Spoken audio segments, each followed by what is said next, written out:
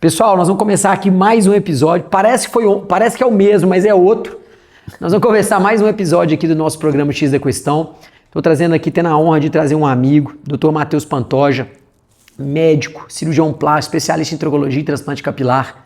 A gente já está junto há um tempo, né? Assim, nós nos conhecemos lá na pandemia, eu acho, na FVG. Foi. Já tem um bom tempo. 2021. 2021, mais ou menos. 2021.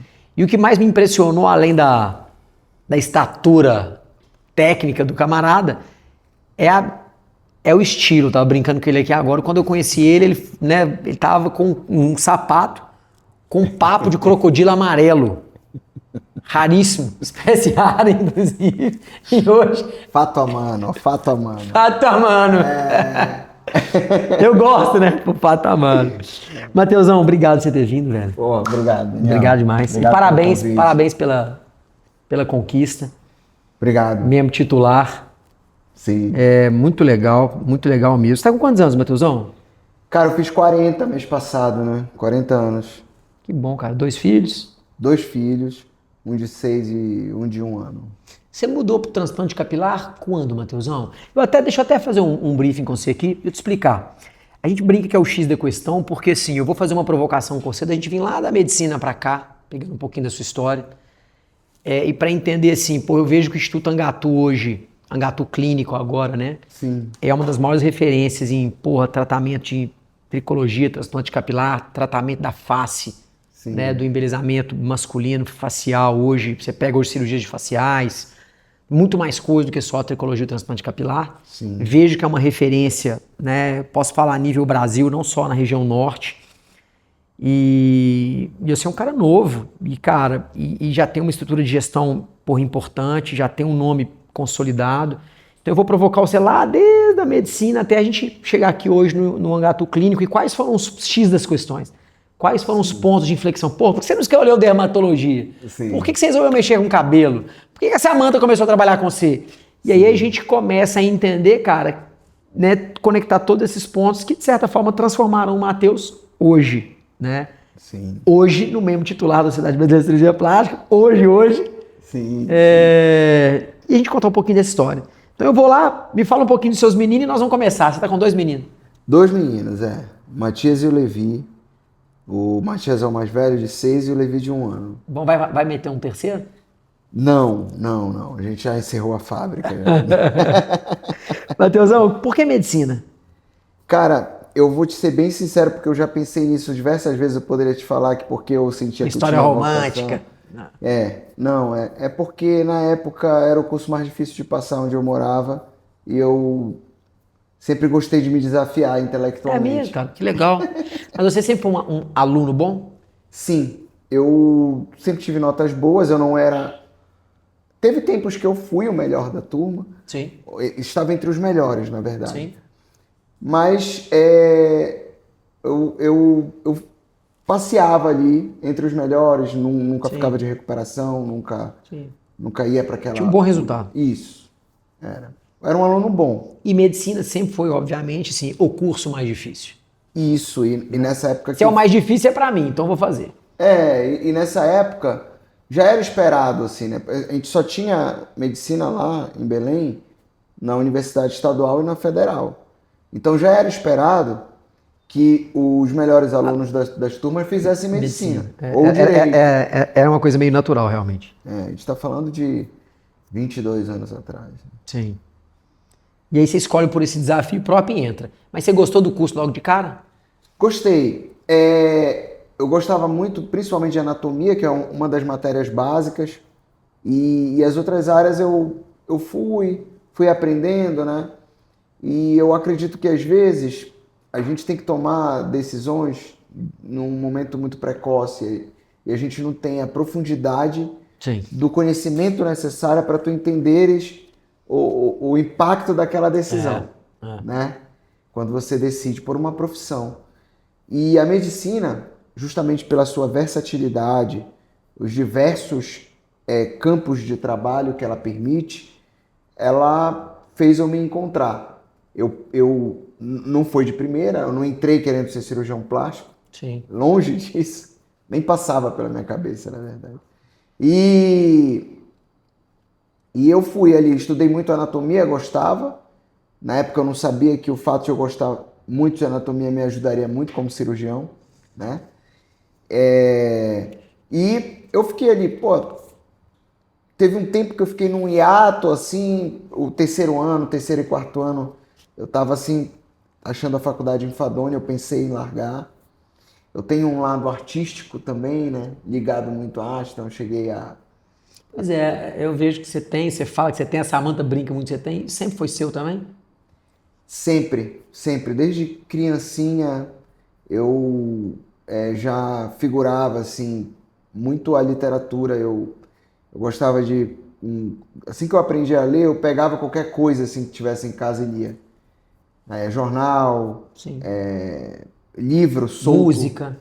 música. Eu sentava em frente à vitrola e ficava colocando os discos, os LPs, depois os CDs dos meus pais, né, que eles tinham, e ficava escutando aquilo ali, Legal. sozinho, sem ninguém me estimular a isso. Sim. Né? A minha mãe gosta muito de música, ela colocava, mas assim, era uma coisa muito genuína também, entendeu? Vinha realmente dentro para fora esse apreço. Muito massa. E quando é que você escolhe plástica? Cara, isso aí foi. Eu resolvi fazer. Eu ia fazer neurocirurgia, né? Durante a faculdade, eu fiz a minha faculdade voltada para isso. Pensando nisso. Isso. Mas também pelo desafio, que também é uma especialidade. Com certeza. Pô, o cara é neurocirurgião. Exatamente. Eu brinco, né? O neurocirurgião, cirurgião plástico, Deus e a casta. Exatamente. Tipo assim, pô, o que é difícil aí? É isso? Então, é isso que eu vou fazer. E aí eu fui e fiz iniciação científica, fui monitor de anatomia, neuroanatomia funcional. Então me envolvia muito com as coisas da neuro, né? E no internato, já quando eu rodei pela cirurgia geral, eu gostei muito de cirurgia geral. Só que eu não me permiti, eu não me entreguei àquela paixão. Porque eu disse, não, não é meu meu objetivo é neurocirurgia. Não inventa moda não, Matheus. Aí eu peguei, terminei a faculdade e fui para neurocirurgia, né? Servi as Forças Armadas um tempo, depois fui para neurocirurgia. E aí, cara, no quinto mês, praticamente, eu vi que não era a minha praia. Não é pra mim isso aqui. Né? Graças a Deus que a gente tem colegas que têm o perfil para exercer essas especialidades como oncologia, neurocirurgia. E aí eu saí, né? Liguei para meus pais na época, e meus pais falaram: faz o que teu coração mandar, a gente vai te apoiar. É claro, depois de uma troca de conversa, né? E aí eu pensei, disse, cara, eu vou largar, voltei para Belém. Se for fazer cirurgia geral, para fazer cirurgia plástica. Eu tinha uma amiga que tenho, né? Uma amiga que ela sempre dizia para mim na época da faculdade que eu tinha muito perfil para fazer cirurgia plástica. Ela inclusive é cirurgiã plástica hoje em dia. Né? E aquilo ficava, na época eu falei... Despretensioso, mas estava lá. E aí eu disse, cara, eu vou fazer geral, que é o pré-requisito, né? Eu gostava pra caramba de geral, e aí eu vejo. Aí entrei na geral e, pô, era uma outra coisa, assim, eu adorava cirurgia geral. E eu falo pra todo mundo até hoje, tudo bem que você queira fazer a subespecialidade, mas faça uma boa área básica. Se você fizer a cirurgia geral, se dedique. Vai contribuir muito lá na frente. O bom cirurgião geral vai ser um bom subespecialista, entendeu? Ele vai ser um bom cirurgião torácico, cardíaco, plástico, vascular, né? E aí eu disse, não, vou fazer plástica mesmo, já tinha botado isso na minha cabeça, porque também era a mais difícil dos pré-requisitos. Mas não era por causa disso, é porque eu achava que a plástica tinha um lado artístico e eu poderia me conectar justamente por eu trazer toda essa questão da aptidão artística. Sim. Né? E aí eu peguei e realmente... E você fez tudo lá em Belém? Não, lá não tem residência de cirurgia plástica ainda, né? E aí a maior vontade era voltar para o Rio de Janeiro, eu gosto muito do Rio. E aí eu estudei... Você com o Rio, você era pra você ter morrido lá. Casa bem. Eu tenho uma conexão muito forte com o Rio E durante a minha trajetória de vida, algo sempre me puxava para lá. Seja involuntariamente, seja por escolha, né? Então eu morei lá quando eu era criança, 1 ano, com os meus pais, foi toda a minha família para lá. E depois eu fui para neurocirurgia, depois voltei para fazer a plástica. Tenho grandes amigos no Rio e tenho uma identidade muito grande com a cidade, né? Então, assim, eu não sei se existe essa questão de outras vidas, mas Você já te eu, passou eu por lá. eu sinto uma familiaridade. Eu amo Belém do Pará também, minha cidade natal, sou apaixonado. Mas o Rio E o Rio é também bom demais, né? tá lado a lado ali, sabe? Tanto que eu fiz meus 40 anos lá, né, esse ano. Festejei lá. Muito bom. E Mateusão, e outra coisa, e aí você, plástica. Você chegou a ficar quanto tempo na plástica corporal, na plástica mais aberta, até você migrar e focar foi. em tricologia e transplante? Quando eu estava estudando para fazer as provas de residência, né, eu direcionei meu estudo muito para o Instituto Nacional de Câncer, para o INCA. Minha vontade era fazer a plástica reparadora, com maior ênfase na reparadora, né? E, e eu realmente direcionei, foquei e só vi aquilo na minha frente. Senão eu vou passar no INCA. Tanto que eu passei no INCA, né? E como era uma das primeiras provas, depois eu nem fiz mais as demais. E aí fiz a minha residência lá, então é uma instituição que eu considero de fato, não porque eu fiz residência lá, mas é uma das melhores do país, né? Ela te prepara muito para o que eu acho que o berço da plástica foi a reparadora, né? Ela surgiu, Sim. a estética veio logo Depois. a seguir, foi como uma consequência. Então, o INCA dá essa ênfase a uma cirurgia reparadora, a gente está dentro de uma instituição que é uma referência nacional de casos complexos em oncologia.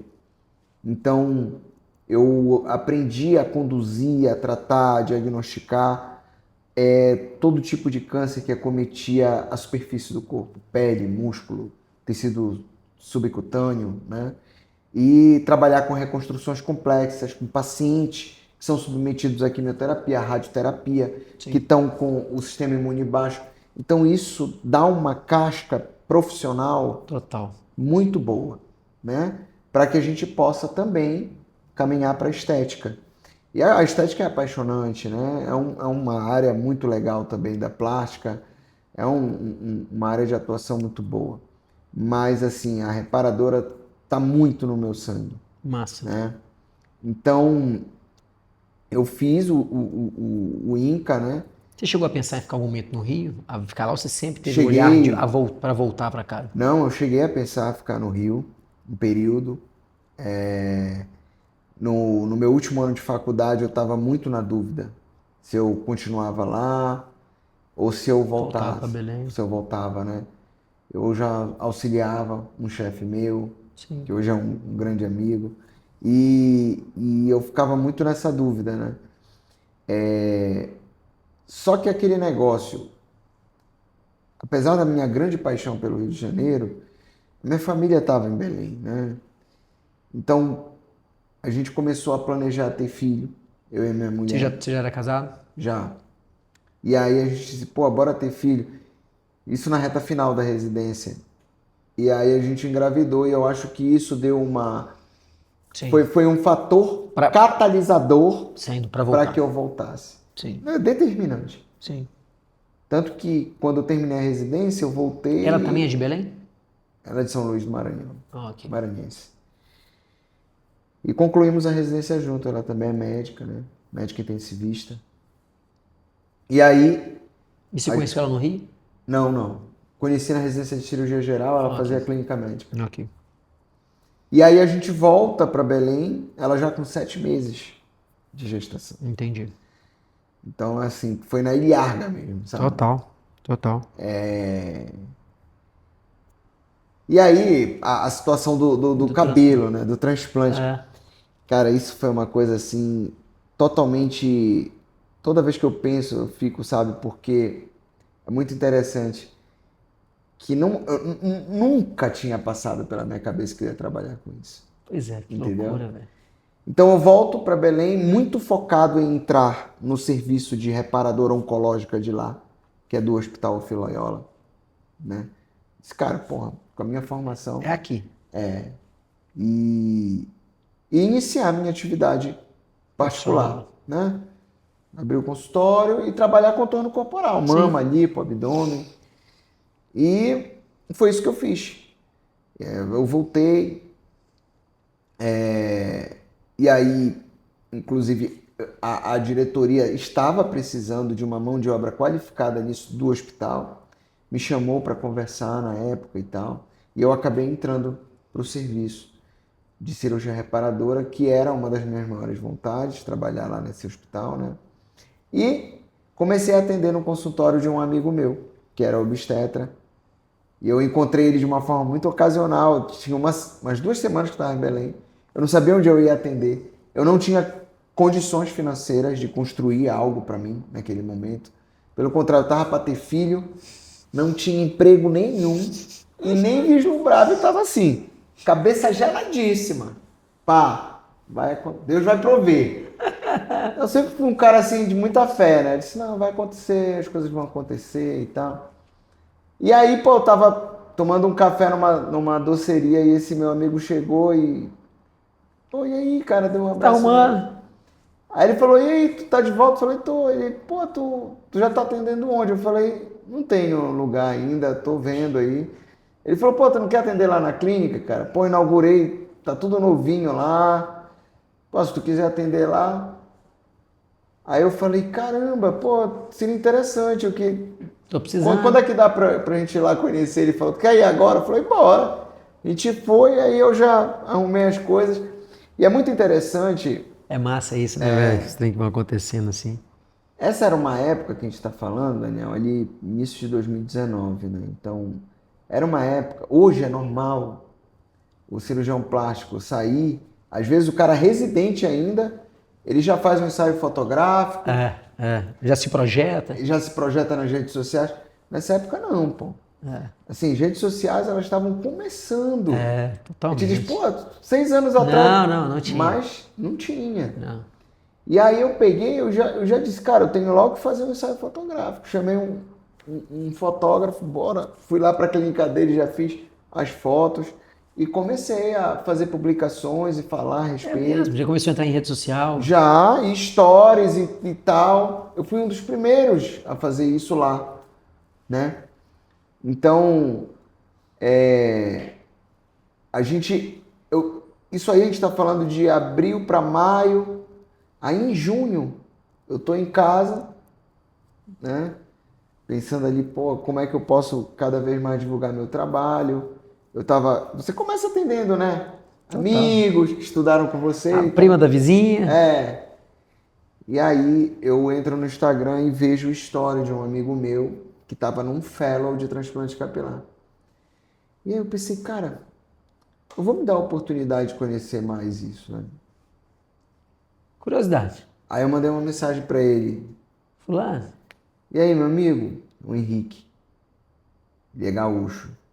Falei, Henrique, e aí, cara? Qual é essa presepada aí? Ele falou, pô, Matheus, eu vim pra cá, cara. É um negócio muito diferente. Pô, é uma área que tá crescendo. E eu tô curtindo, cara. Aí eu falei assim, pô, como é que eu faço pra ir aí fazer esse fellow? Ele falou, pô, vou falar aqui com o doutor. Quem que era? E era o Roberto Trivelin. Fora do Brasil, não tinha curso no Brasil. Não. Era um mercado muito fechado. Que acelerou, Olha só. Né? Não, doideira. 6 anos atrás. Hoje em dia, pô, tem curso em todo lugar de transplante capilar, né? Naquela época não tinha. Era muito fechado. Você tinha que ser indicado por alguém para acompanhar fulano na clínica dele. Aí eu peguei e aí ele conseguiu, me mandou mensagem depois, conversei aqui, dá para você vir em agosto, tipo 2 meses à frente, né? Eu disse, pode fechar, eu vou. Eu me organizei, quando tá faltando 1 mês antes, eles de lá me mandam que teria que ser remarcado para outubro. Pô, eu tava numa ansiedade. Disse, não, tudo bem, aí fui. Aí fui em outubro, né? Fui sem saber nada. Vamos ver o que é aquilo lá. Cara, eu cheguei lá, é interessante como são as coisas da nossa vida, né? Eu entrei assim, eu lembro até hoje, quando eu vi a cirurgia sendo feita, eu disse, cara, é isso que eu quero fazer. É mesmo? Paixão à primeira vista. À primeira vista. Eu disse, isso que eu quero fazer, eu vou ficar bom nisso. Cara, eu entrei, peguei, comecei a operar lá com ele. E era muito legal, era Massa bem demais, hands-on mesmo, entendeu? Sim, é. E tinha Que uma eram os teoria melhores, né, velho? legal, Você punha a mão e tal. E ele é um cara, tipo assim, pô, o Trevelin é um cara muito respeitado mundialmente, né? Um grande professor, uma mente muito engenhosa, ele que cria os aparelhos que a maioria dos cirurgiões usam, né? E ele estava com o Sebastian Iriart, que é um grande cientista também de transplante capilar, cirurgião plástico argentino, né? Os dois dando o curso lá. Então, assim, a gente tava Nossa, ela caiu de paraquedas. Cara, eu peguei, de lá, eu já comecei a falar com a Samantha aqui. Samantha Sepp não trabalhava com você? Não tinha? Não. Tá, Samantha lá ou CK? Eu identifiquei logo um dos principais pontos que eu acredito que talvez seja... não é assim, vamos colocar como um dos mais importantes. Não é o mais, mas é um dos mais importantes. É você ter uma equipe. Transplante capilar é trabalho em equipe. Você, cirurgião, sozinho, não vai fazer cirurgia. Então eu disse, eu vou montar minha equipe e vou capacitar a equipe. Né? Então, voltei. E aí eu pensei, pô, a minha família tem muitos enfermeiros. Aí eu falei, Samantha era enfermeira, minha prima. Disse, pô, bora. Aí comecei a ligar a Samantha, olha, eu vou levar mais 2 amigas que formaram comigo e tal. E aí eu estruturei um curso preparatório em transplante capilar para esse pessoal. Eu dei o curso no auditório que tinha no meu prédio. Tinha um auditório no meu prédio pequenino, que era tipo um cinema, né? Treinando a turma. Home theater, assim. Treinando a turma para... Aí, de lá, eu já comprei os instrumentais. Quando chega... Então você foi decidido mesmo, cara. Não, vou montar isso aqui. Eu não vi mais nada na minha frente. Aí eu voltei e estruturei tudo, né? E apresentei os instrumentais, falei da anatomia do cabelo, tudo, o que era a cirurgia, como era feita. E aí já comecei a divulgar. E nessa época já tinha o nome Angatu? Não. Nessa época levava seu nome. Era Matheus Pantoja Cirurgia Plástica. E aí eu já fiz a logo. Né? Eu já fiz a logo. E é interessante que assim, tudo foi sendo ruminado no início de 2020, né? E em março a gente fez o primeiro, o grande mutirão, assim, de cirurgias. E aí a gente começou a operar. 1, 2, 3, 5. Foi. No início, eu tinha umas assistentes que eu trazia de fora, né? Que eu levava. Não tinha ninguém formado, né? Isso. E elas foram capacitando a equipe aos poucos, né? E até a minha equipe ficar independente. Você trazia daqui de baixo, do sudeste aqui? Caralho, velho. Passagem, tudo. E investimento em tempo, né? Sim. Assim. Mas é capacitação. Sim. E chegou o momento, passou mais de 1 ano, que a minha equipe se emancipou. E trabalha como trabalha até hoje. Né? Então eu acho que o que me auxiliou muito foi a estruturação da equipe. Né? Nesse tipo de cirurgia, é fundamental você ter uma equipe. Sim. E eu estruturei uma equipe de pessoas de nível superior. Eram todos enfermeiros, tinha 2 fisioterapeutas. E eu acredito que o fato de essas pessoas terem um nível superior me auxiliou muito na capacitação, principalmente quando a gente precisou mudar de técnicas, entendeu? Aprimorar alguma coisa. Eram pessoas que conseguiam fazer essa mudança numa forma mais otimizada, entendeu? Eu tenho excelentes profissionais de nível técnico na minha equipe. Sim. Excelente. Sim. Mas a boa parte da coordenação dessa equipe é feita por profissionais de nível superior até hoje. Sim, sim. Ou seja, você já tinha um time mais preparado. Sim. Logo na largada. Logo na largada. E aí eu disse assim, olha, como eu fui o precursor da técnica FUE lá no estado todo, né? E um dos precursores na região norte toda do Brasil. Então, como eu vislumbrei isso, eu disse, cara, e aí começou. Durante já o ano de 2020, eu comecei a ver acontecendo aqui, Movimento. no Sudeste. Pipocando. Eu disse, ó, tá saindo da plástica. Tem não especialistas começando a fazer, tá surgindo cursos. Dermatologistas, né? E não sei o que e tal. Aí 2021, já vieram cursos aqui no Brasil, tudo muito rápido. Muito rápido. Né?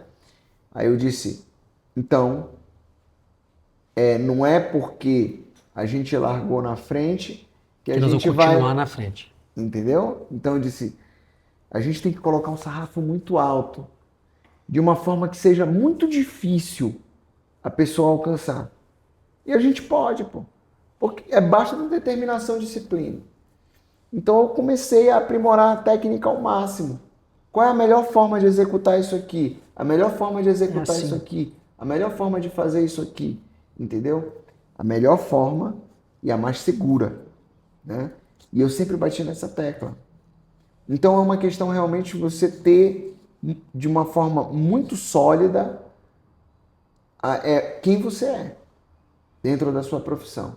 O que você quer. Por que você está fazendo aquilo, sabe? Eu sempre me questionava. Então, por que eu iniciei o transplante capilar? Não foi porque eu encontrei uma oportunidade de mercado ali. Sim.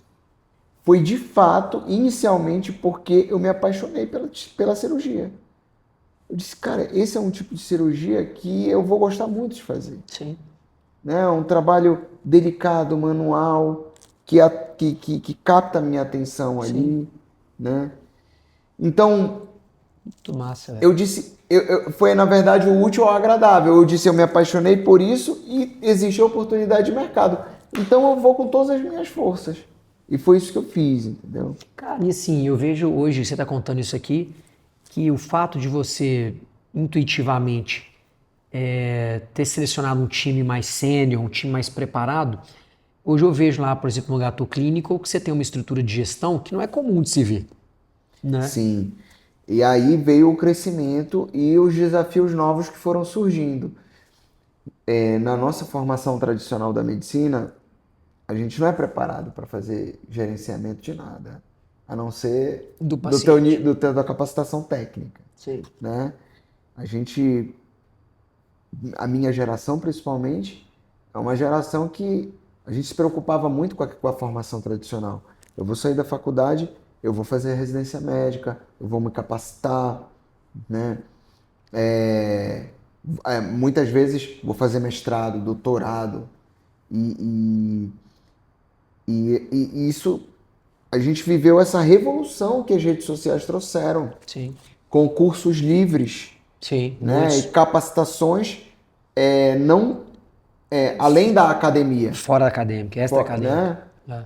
E isso transformou a cirurgia plástica e a medicina como um todo. Então, assim, não adianta ficar, não, vou ficar falando mal disso. Não, cara, é uma coisa que está acontecendo. O mercado é soberano, ninguém dita. Exato. Então eu disse assim, cara, eu vou simplesmente me capacitar e fazer o que precisa ser feito. O que é que precisa ser feito? A gente precisa melhorar a digestão, então bora investir nisso. Porque aí começou a crescer. A clínica começou a crescer, eu comecei a precisar, eu senti a demanda. E eu disse, se eu preciso crescer estruturalmente, de recursos humanos também, então eu preciso crescer como gestor, com uma equipe de gestão, né? E foi aí o momento que a Samantha tinha um domínio muito maior disso. Já tinha uma aptidão. E a gente fazia uma dupla sinergia muito boa. Né? Vocês se dão bem, né, cara? Muito bem, muito bem. A Samantha é uma irmã, né? Ela cresceu comigo e muita gente diz assim, eu não trabalho com família e tal. E eu sempre disse o seguinte, na empresa, você não tá lá porque é família. Não. Casou de ser família, mas é meritocracia. São pessoas competentes. Os parentes, né? Hoje não tem tantos. É mais a Samantha mesmo, né? Então, assim, a Samantha entrou como essa pessoa que... Assumir esse braço de gestão. Exato. E te aliviar para a parte médica também. Né? Também. Parte médica e tal. Cara, isso é uma coisa que me impressiona, assim, lá em Belém, que Belém, óbvio, é uma capital, uma cidade grande, mas, cara, vocês praticam tickets que são do Sudeste, que são de cidades como São Paulo, Belo Horizonte, Rio, e você vê que a importância de você criar um posicionamento profissional, porque... Sim. Né? Exato.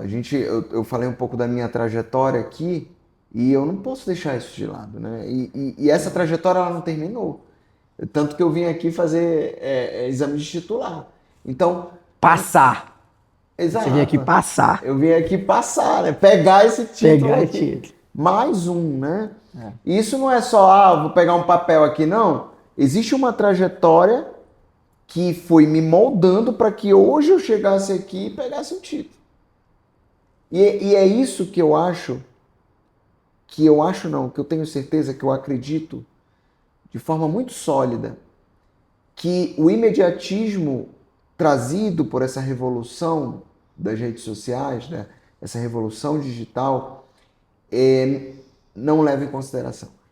Da nova geração. Você tá pegando uma coisa legal, o cara forma hoje, você contou uma história do caralho, e o cara acha que ele tem que nascer já com um consultório pronto, tudo funcionando, formado, com um consultório com 20 pacientes, cobrando 30 mil reais. Exato. E aí entra uma coisa que assim, porque isso pode contaminar até a gente mesmo. Tem momentos, às vezes, que eu tô numa pilha que eu digo, caramba, cara, isso aqui. Eu digo, não, pô, calma, relaxa, pô. Curte o momento, entendeu? Curte o momento. Então, assim, a gente tem que curtir essa trajetória, entendeu? Sim. E entender que a melhor forma de você usufruir do que você, da sua meta, do que você busca, de forma plena, é o caminho. Que vai te preparar e te moldar para que você usufrua disso com propriedade, entendeu? Porque ele te molda não só tecnicamente, mas moralmente, né? Sim. Então, eu acho que falta apreciar a trajetória. Eu sou um apreciador da trajetória. Muito bom. Matheusão, o que você quer assim, na medicina? O que você acha que o futuro da sua cirurgia reserva para você? Olha, Daniel, é um futuro nebuloso, né? A gente é justamente isso. As coisas estão mudando numa velocidade muito grande. As coisas mudam de um ano para o outro, às vezes de um mês para o outro. Surge uma tecnologia, surge alguma coisa e tá todo mundo falando disso. Então, assim, eu não sou aquele cara dinossauro que vou ficar aqui, não, ó, esperando o mundo virar. Mas eu não sou esse cara também que dá a primeira tesourada. Do brinquedo novo, entendeu? Eu gosto de jogar na área da segurança. Então eu conheço, eu tenho propriedade porque eu estudo, eu tô dentro da comunidade científica para eu poder julgar o que é mais indicado ou não. O mercado, ele dita um comportamento, mas eu não posso ser refém exclusivamente desse ditado. E é aí que eu acho que entra toda essa trajetória. Sim. Para ter a depuração do julgamento. Sim. E eu poder dizer, não, pô, a segurança está aqui. A ética está aqui. E é isso que eu valorizo muito.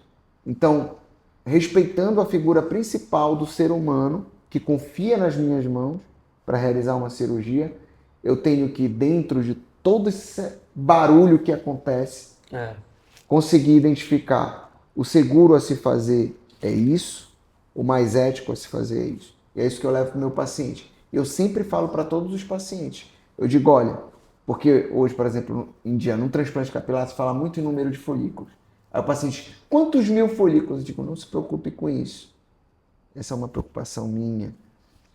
O meu papel aqui é tratar com propriedade o seu grau de calvície. Ponto. Eu não vou determinar nenhum número de folículos nem para mais, nem para menos. Isso é sensacionalismo. A nossa forma de trabalhar é dentro da segurança e com a ética. Eu não posso te prometer algo que eu não vou te entregar.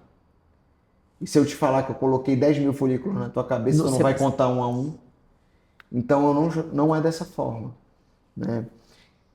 Se o que você busca é segurança e um tratamento ético, eu sou o médico para você. Agora, se você está buscando sensacionalismo, aí já é uma... Você está buscando 40 mil folículos em outro lugar. Né? Então, eu gosto muito de caminhar por esse lado, né?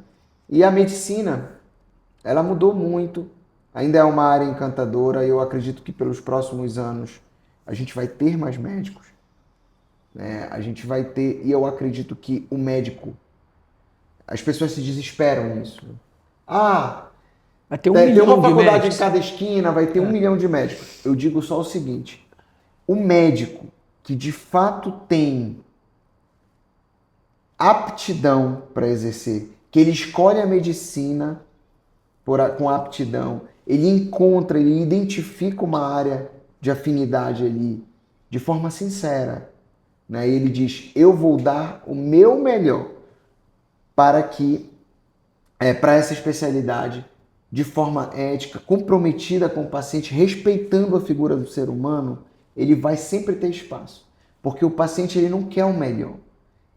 Se você der o seu melhor, ele vai identificar isso e ele vai. E para ele você vai ser o melhor.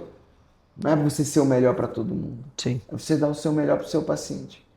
E a pessoa, ela identifica isso.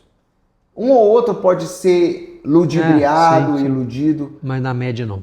Mas no geral, a gente vê que o cara que alça voo e mantém o voo alto, normalmente ele tem esse traço de comportamento. Com certeza. O cara que não joga de forma ética, chega um momento, ele pode estar aqui em cima. Que tá ali só pelo dinheiro. Entendeu? Mas pode chegar um momento. Cai rápido. E eu não tô sendo hipócrita aqui. A parte não é juiz de valor, não, claro. A gente vive numa sociedade capitalista, é importante a gente usufruir das coisas que a gente gosta, seja o que você gostar de gastar o seu dinheiro, né? E é claro que todo o esforço que a gente emprega no desenvolvimento técnico, humano, profissional como um todo, ele engloba o almejar um ganho financeiro maior. Sim, um resultado. Né? Mas, é como eu falei, a gente nunca deve esquecer o médico, que a gente está lidando com o ser humano. O respeito ao ser humano que confia em você, ele deve ditar o seu comportamento. De onde nasce Angatu? E aí, por que o nome? De onde vem o nome? Angatu significa felicidade, bem-estar e alma boa, em Tupi-Guarani. Um ano depois, quando o meu serviço estava começando a caminhar direitinho, legalzinho. De tricologia e transplante capilar. Aí eu olhei para minha equipe, aí eu tinha mandado fazer o uniforme, né? Até isso. Antes da nossa primeira cirurgia, eu disse, todo mundo tem que estar uniforme com a logo, com o meu nome. Ninguém fazia isso antes. Era uma coisa muito intuitiva. Aí eu peguei, aí eu olhei e tava lá, Matheus Pantoja, cirurgia plástica, transplante capilar. Esse cara, não quero meu nome. Eu quero que as pessoas elas se identifiquem com uma instituição. Porque às vezes você bota o seu nome muito por vaidade, ego, mas o outro que está trabalhando ali com você, ele veste, mas ele não veste de forma, entendeu? É diferente quando você cria uma outra identidade. É uma terceira pessoa. Exato, que é a PJ, né? É a PJ, exatamente. E aí eu disse, cara, eu vou colocar. E aí foi quando também eu já estava me estruturando para ter o meu espaço, né? E eu disse, eu vou fazer uma clínica, eu vou fazer essa clínica com a identidade da região norte. Aí eu disse, não vou colocar, porque era moda lá, né? Nome de clínica em francês, em italiano, em inglês. Clinic. É isso, né? Beauty, essas coisas. E aí eu disse, cara, eu não vou botar nada, vou fazer aqui. Qual é a nossa raiz? A nossa ancestralidade indígena. Sim. E o que é que eu quero que o meu paciente sinta, né? Eu quero que ele se sinta bem aqui. Eu quero que a gente possa resgatar felicidade. Aí eu joguei no Google, lá em casa, felicidade em Tupi-Guarani. Aí apareceu Angatu. Felicidade, bem-estar é uma boa. Eu disse, esse é o nome. Nome forte. Forte. Né? Curto. E indígena. Papo, Aí nasceu o Instituto Angatu. nasceu. Instituto Angatu na época, exatamente. É, Que também a galera começou a botar instituto para tudo depois, né? é. E eu já E visualizava um você, e você, instituto. e você também projetou para além do cabelo, né? Agora com o Angatu Clínico. Exato. Aí há um pouco mais de um ano atrás, né, Uhum. a gente fez o rebrand da clínica, tiramos o instituto. O instituto hoje é um braço que ainda está em desenvolvimento, que é o braço do ensino e da educação, né? E colocamos a Angatu Clínica, o que de fato é a atividade médica, com a entrada de outros médicos, né? Então a gente tem gerenciamento de pele com dermatologia, dermatologista que não só faz o gerenciamento de pele e rejuvenescimento facial, mas também a parte toda de tricologia clínica. A gente tem outra médica tricologista também. Então a gente se tornou um centro de terapia capilar, mas fomos além disso. Na verdade, um centro de estética premium. Sim, Né? sim. Então eu disse assim, se Maomé não vai à montanha, a montanha vai ao Maomé. O que está acontecendo aqui em Belém? Quando a pessoa quer um tratamento premium, ela sai da cidade para vir para o Sudeste. Sim, Então, vamos levar o Sudeste para para lá. lá. E aí tudo foi pensado para que a pessoa, ela, quando entrasse na clínica, ela se sentisse como se não tivesse. Pô, não parece que eu estou em Belém aqui. Assim, não de uma forma preconceituosa Não. falando, mas é porque era esse o É pensamento. sobre reconhecer, por exemplo, inclusive a projeção de São Paulo. Exato. Né? Então eu disse, pô, não. A nossa cidade, falei isso na época que a gente inaugurou a nova Angatu, há 2 anos atrás. A nossa cidade merece esse tipo. Belém já cresceu, a população ao ponto de tem que existir uma clínica nesse padrão. Sim. E aí a gente fez a Angatu Clinical e com muita gestão, né?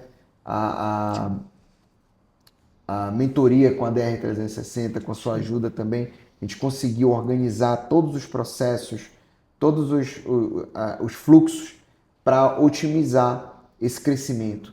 E Muito bom. ajudou muito. Ô, Mateusão, e me conta um pouquinho aqui o desafio com essas. Pulverizou muito o mercado de transplante, né? Nessas clínicas, vamos chamar de acesso.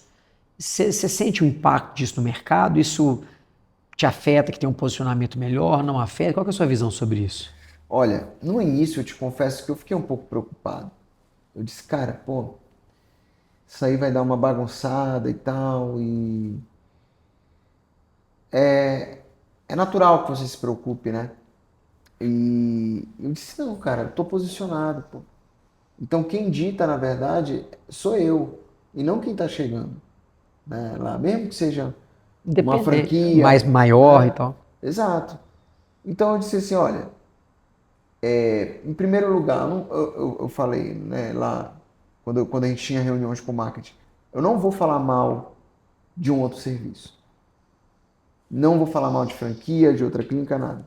Por quê? Porque eu desconheço, pô, o serviço dos caras. Eu não posso falar o que os outros estão falando, o por achismo. Então a gente tem que bater numa tecla. A gente vai falar muito bem do nosso serviço, porque esse a gente conhece. Sim. Pô, um serviço que é liderado por um cirurgião plástico especializado, comprometido com a ciência, com a ética, com a segurança, com o paciente. Sim. Então é isso que a gente vai falar. Porque é isso que nós somos. A gente vai bater nisso. Esse é o posicionamento. Segurança, ética, qualidade, segurança, ética e qualidade, atendimento premium. E é isso. Ah, tá caro, tá muito acima do mercado. Mas é isso. Se é isso que você está buscando, a gente está aqui, pô. Entendeu? Para que nós possamos oferecer isso, a gente necessita cobrar isso. Não, e entre o mais barato e o melhor possível, você escolheu o melhor possível. E até hoje, Daniel, toda vez que a gente vai reajustar valor de cirurgia, de consulta, eu sempre faço uma meditação individual para procurar dentro de mim se é justo eu cobrar aquilo. Para eu não sentir que eu estou errando a mão. Errando na mão, pesando. Sim. Entendeu? E aí eu sempre falo com a Samantha, inclusive, né? Que tem uma passagem bíblica que Paulo dizia, o apóstolo, Então, faça um bom sapato e cobre um preço justo. E é isso que eu falo para ela. Qual é o justo? É esse. Dentro de um mercado que tem gente fazendo atrocidades, causando sequelas, um cara que sabe o que está fazendo, né? E fez um trabalho de uma vida, como o que eu apresentei hoje para o exame titular, foi um trabalho de uma vida profissional, que eu fui desenvolvendo ao longo de toda essa experiência, né? E a gente conseguir apresentar uma qualidade cirúrgica que o paciente pode ficar tranquilo, ele é acolhido por uma equipe multidisciplinar, ele é avaliado dos mais diversos pontos de vista da saúde, não só do cabelo, da calvície, mas como ser humano mesmo, uma saúde de forma global. Sim. Não tem. E eu falo para o paciente, poxa, Matheus, eu estava esperando que fosse um valor menor. Eu digo, olha, vale a pena, mesmo que você opere daqui a um ano, se planeje e faça com a gente. Entendeu? Por quê? Porque é segurança, é qualidade. Faz toda a diferença, tá louco? Entendeu? E é a sua saúde, pô. Às vezes as pessoas são levianas com a sua própria saúde. Muitas vezes. Entendeu? Então, assim, a gente tem que ter muito cuidado. A gente nunca pode esquecer, a gente que eu digo, o próprio médico mesmo, que a gente está lidando com a saúde do ser humano. E é natural que às vezes nessa corrida, consumindo muitas redes sociais, vendo muito o que os outros estão postando, Disperso. A gente esquece isso e fica muito na pilha. Eu tenho que ter mais paciente, eu tenho que vender mais, operar mais. eu tenho que faturar mais, eu tenho que lucrar E mais. esquece do básico, né? Do principal. Como cuidar bem, como eu falei, bem. é importante olhar a questão financeira, mas nunca esquecer, nunca atropelar os passos. Matheusão, o que você faria? Ou diferente, ou o que você traria para o Matheus de 10 anos atrás? Essa é uma pergunta bem filosófica e profunda, né? Você está falando se eu me encontrasse 10 anos atrás, eu de hoje, 40, conversando com de 30? E falasse, ó, vou te dar umas dicas aqui.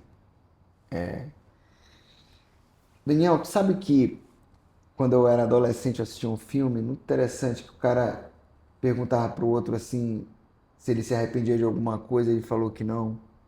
E assim, eu sempre procurei viver a minha vida de uma forma que eu não me arrependesse das minhas ações. Aí como é que eu faço isso? Geralmente, antes de tomar uma decisão importante, eu reflito muito.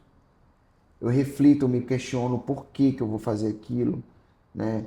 De uma forma, um exercício filosófico mesmo, sabe? Como eu gosto de ler filosofia, né?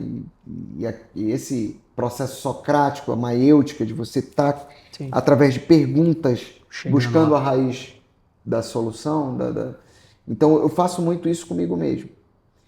Então, assim, basicamente, eu não vou te dizer que eu não tenho arrependimentos, né? Mas são coisas muito pontuais. Sim. Porque as decisões mais importantes eu realmente fiz uma meditação ali antes de caminhar para aquilo, sabe? Então, acho que o conselho que eu daria era só assim, ó, continua tendo fé que as coisas vão caminhar. E o que você precisar, o que acontecer de ruim, eu acho que eu poderia falar isso, o que acontecer de ruim é necessário para o teu crescimento. Porque tudo que me aconteceu de ruim, que eu senti dor, que eu sofri ao longo da minha trajetória, construiu, me levou para outro patamar. Sim. Então eu não retiraria isso da minha vida. Eu não pouparia Sim. o Matheus de 30 anos de viver esses percalços, entendeu? Sim. Então eu só diria para ele, olha, persiste. Fica tranquilo, segue o jogo. Continua tendo fé, entendeu? E segue, mesmo nos momentos ruins. É isso. Cara, e para eu fechar com você aqui, se você pudesse me trazer, na sua opinião, se pudesse voltar atrás, fazer uma reflexão e falar assim, cara, olha só, formei em medicina, aí desci lá pro Rio, porra, fiz a minha formação de especialista geral, plástica, quase fiquei no Rio, voltei, porra, velho, transplante capilar caiu do nada no meu colo. Fui lá e falei, porra, caralho, é isso que eu quero fazer. Voltei, falei, vou empreender nesse trem. E hoje eu sou uma das principais referências em tricologia e transplante capilar do Brasil. Me dê 3 coisas que você fala, cara, isso fez muita diferença pra eu ter chegado onde eu cheguei? Isso é uma coisa que eu já pensei muito, sabia? Eu vou te dar uma introdução antes de entrar nos 3 fatores, assim, pontuais, que é muito interessante, né? Teve uma época da minha vida que eu dizia assim, cara, que eu pensei, né? De uma forma, assim, bem honesta mesmo, sem nenhum tipo de arrogância. Eu disse, cara, eu sou um médico muito multifacetado. Porque foi uma época que eu trabalhava em CTI, então eu fazia medicina intensiva, né? Não, é claro, com toda a propriedade no intensivista. Eu era um Sim. plantonista Tava de lá. CTI. Mas eu Claro. lidava com pacientes críticos. Eu era cirurgião de cidade urbana grande e ao mesmo tempo trabalhava como cirurgião no interior, com toda deficiência que tem Todos os estrutural, desafios. os desafios de hospitais de interior, né? E eu trabalhei em posto de saúde, trabalhei em ambulância de De remoção, tudo um pouco. trabalhei em PSF, Programa de Saúde da Família, né?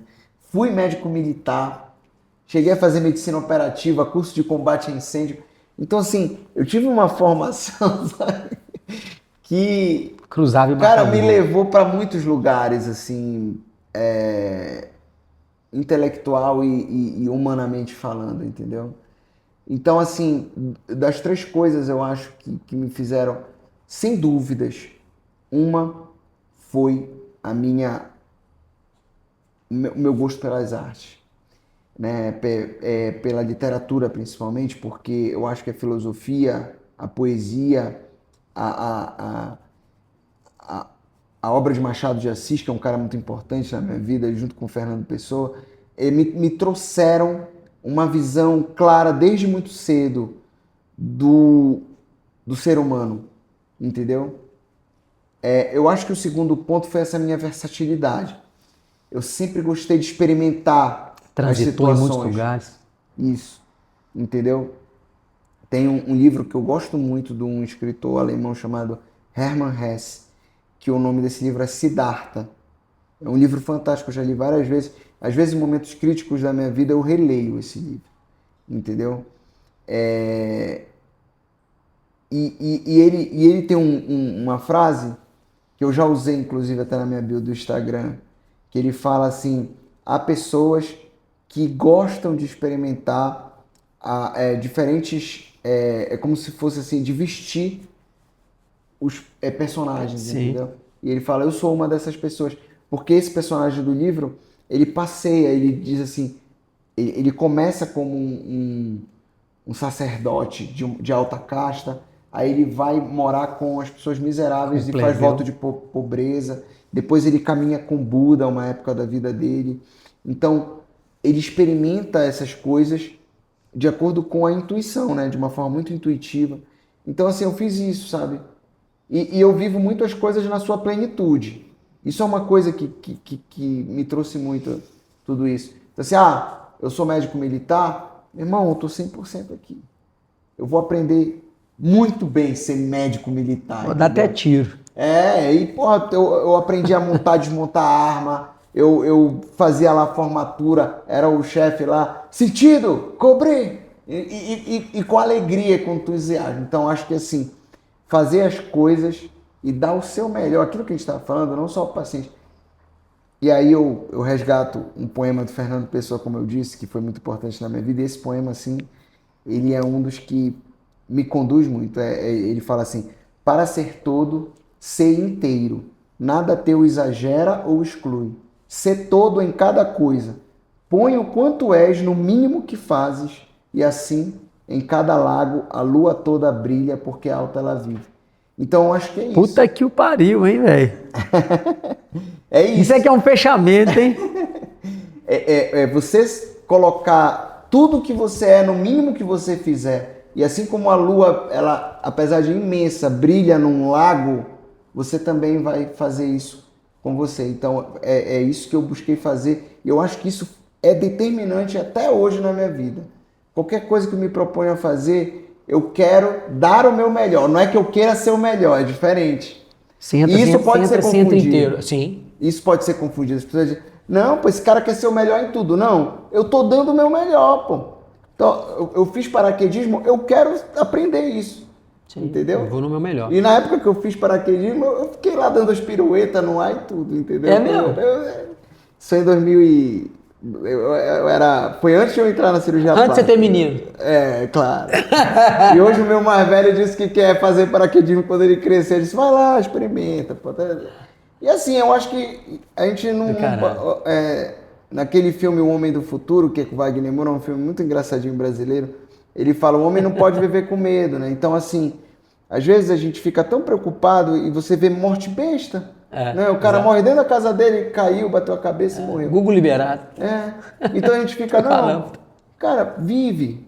Não é que você vai ser imprudente também, mas tem vontade, faz, entendeu? Faz de uma forma prudente, pensa a respeito e executa. E eu acho que é isso, sabe? E eu acho que por último é você fazer. Você tem que ter ação. Né? Sai do campo da... Às vezes você fica muito na fantasia. Não, cara, vai pra ação. Arrisca. Então, acho que assim... eu tava pensando hoje, lembrando disso. Game of Thrones é uma série fantástica. Né? Tem um personagem lá que ele é um cara muito inteligente. Ele era aquela cobra assim que vai se esgueirando, né? Que é o Lord Baelor. Né? E tem uma frase dele que é fantástica, cara. Que ele fala assim, a partir do momento que você assume quem você é que você vai conseguir o que você quer. Cara, isso é muita verdade. As pessoas hoje querem vestir personagens. Não. Você tem que ser fiel à sua essência, entendeu? Então, quem eu sou? Pô, eu sou um cara que eu sou assim, assado. Meu irmão, assume quem tu és. Tu és assim, com tuas qualidades e defeitos. E vai pra cima. Não fica fazendo capa, entendeu? Vai pra cima que vai dar certo. Pô, olha o corte aí, hein? Põe tudo quanto és no mínimo que fazes, né? Pô, essa é do caralho. Matheusão, obrigado, velho. Obrigado demais. Obrigado por gastar seu tempo. Deve estar numa broca do caralho. Não, até passou, porque tá aqui, né? Eu tomei o café aqui, ele deu uma... Eu tava bem, tá meio... Só não pode chegar no AP agora e abrir a porta, né, velho? Pô. Nossa senhora. Obrigadão, cara. Obrigado por você ter gastado seu tempo com a gente. Obrigado por contar um pouquinho sua história. É sempre bom a gente usar isso pra inspirar, ter uma galera chegando aí. Sim. Pô, e o cara poder olhar pra trajetórias, se foram trajetórias retas, bem montadas, com erros e com acertos, igual você falou, né? Você não só acertou, pô, experimentou, errou, mas é o que você falou, né? Buscou, arriscou, pô, acreditou, não sei, e é o que você falou, se vestiu de você mesmo e fez o que tinha que ser feito. E aí isso é uma grande referência e isso é do caralho, né? O cara pra vestir, inclusive, um sapato do Coringa. É isso aí, entendeu? Aí, porra, quando tu acha que é só tu que me encarna, uma galera me encarna, pô, e eu sigo usando, entendeu? Porque, tipo assim, pô, acho bacana, ainda paguei caro pra caramba nesse sapato, agora eu vou usar essa porra. Não, você não viu do papo de crocodilo amarelo dele, que é roxo. O meu ex-chefe do INCA, né, ele tava lá hoje no congresso, ele falou, caramba, cara, e esse sapato? Eu disse, olha, dá pra pentear teu cabelo aqui, olhando aqui nele, brincando, né? Mas pô, é fato à mano, feito à mão, é artesanal, isso é no ateliê, pô, é lá de São Paulo, né? É muita onda, eu gosto desse sapato. Ô, meu brother, bom demais. Pessoal, deixa eu fazer o fechamento aqui. Bom, pra você que curte um pouquinho desse tipo de conteúdo, né, entende que, cara, toda história é uma história que a gente aprende alguma coisa, né, todo mundo tem uma personalidade. Você pegou uma frase aqui que eu acho que é super legal, né, seja você mesmo, cara, faça o que tem que ser feito, acredita, investe. Então, são histórias que inspiram e, né, tá aí para ser feito, né, só faz quem faz, só faz quem sai da toca, não é verdade? É isso aí. Obrigado, meu brother. Valeu, amigo. Obrigado. Tamo junto. Uma honra ter estado aqui com você, partilhando um pouco dessa trajetória.